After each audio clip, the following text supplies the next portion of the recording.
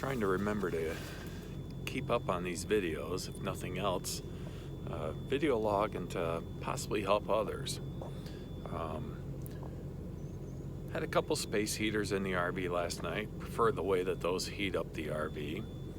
And at 2:30 this morning, I got up and let the dogs out and then decided to make me some coffee.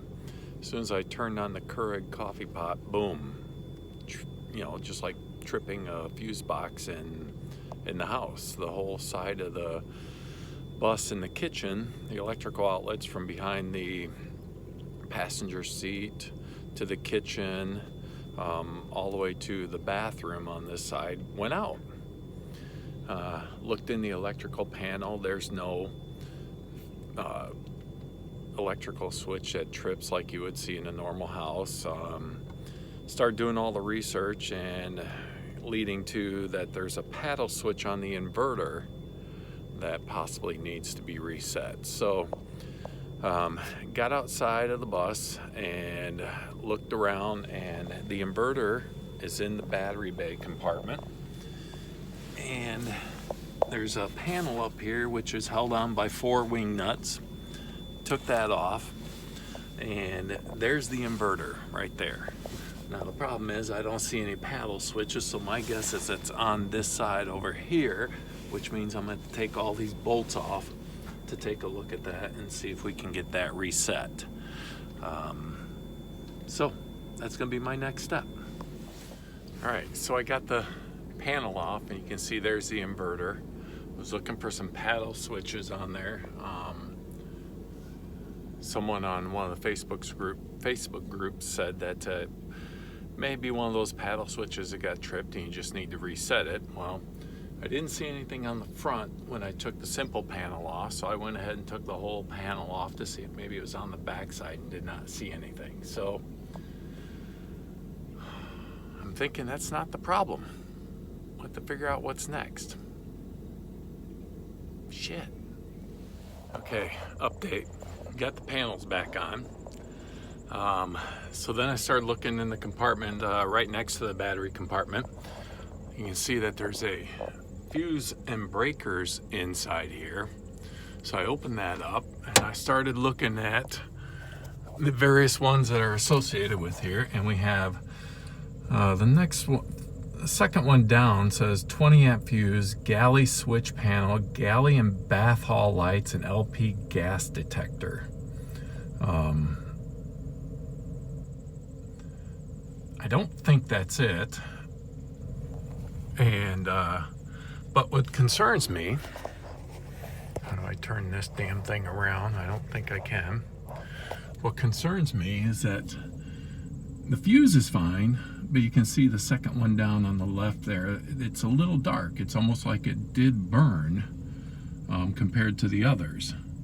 So I don't think that that's it, since the galley switch panel, galley and bathroom hall lights, and LP gas detector is not it. So we're continuing to look. Shit. Well, today I decided to give up on the electrical issue. Seems to be the least of my worries right now.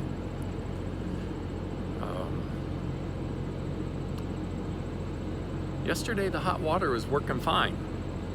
Took a beautiful hot shower. It felt great.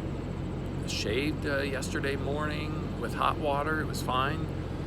This morning my wife went to get in the shower and we weren't getting any hot water. And I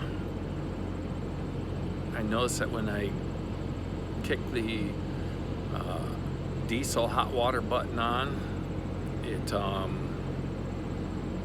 stays on for a few minutes and the light shuts off. I came outside and it's running. I hear the pumps running. I hear the motor running. It's not firing up, and it's just throwing liquid out of the exhaust. So I know that's not good.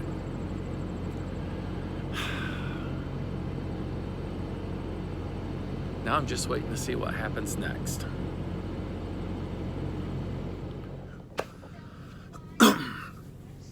It's been a heck of a day. Got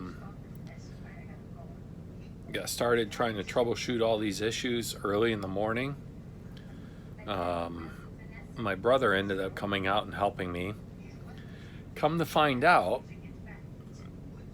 there's GFI circuit breakers in the panel, which we discovered one was bad.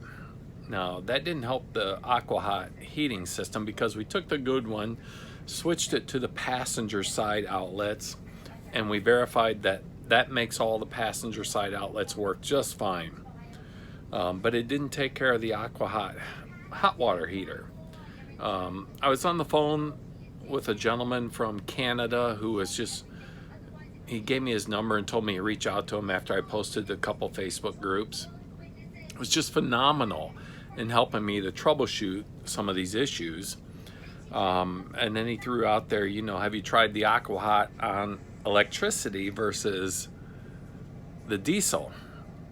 So I switched the AquaHot over to electricity, and it took a while for it to heat up, but it did. So we do have hot water. So we have hot water, and we figured out that one of the GFI circuit breakers need to be replaced, and we should be good to go.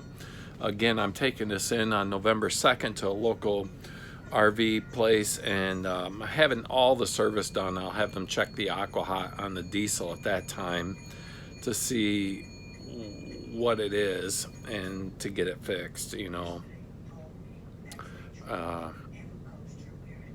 But right now, I feel a lot better than I did this morning.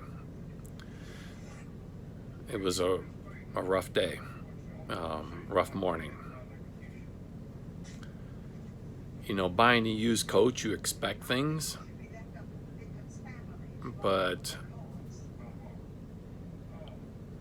when you have hot water one day and then the next day it doesn't, that just really throws you for a loop when you're a newbie RV owner and you're not ready for it.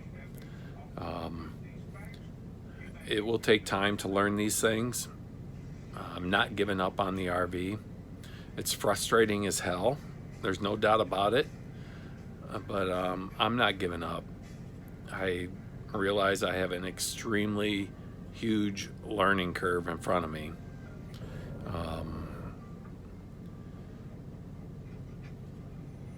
One day at a time. That's all it comes down to. It's one day at a time.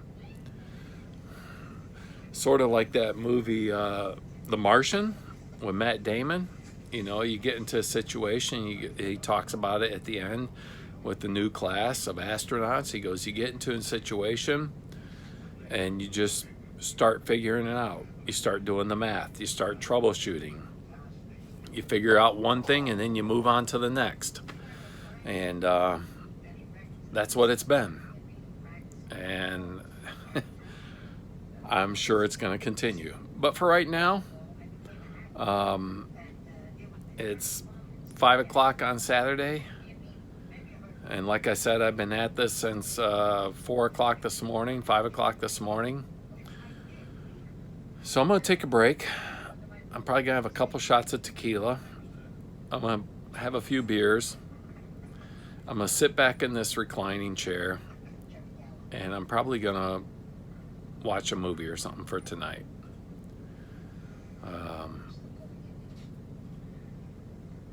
Yeah, that's it. I just need to have some relaxed time. All right, everybody. Thank you.